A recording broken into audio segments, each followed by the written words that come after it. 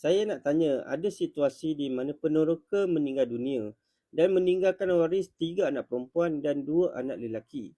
Semasa bicara kuasa, semua waris setuju untuk melantik salah seorang daripada anak perempuan sebagai pentadbir, yang lain melepaskan hak daripada menerima hasil kebun.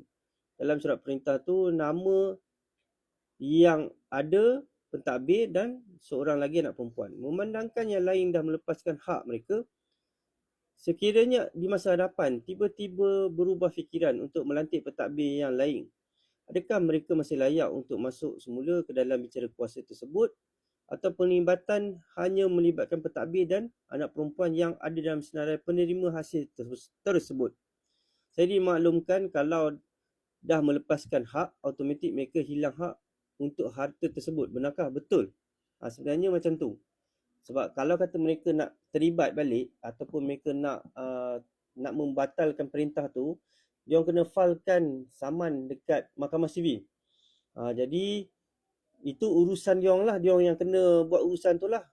Penerima dan pentadbir tu ataupun penerima hasil tu tak perlu buat apa-apa lah. Sebab nak batalkan perintah ni pun bukannya mudah. Sebab dia orang dah setuju melepaskan.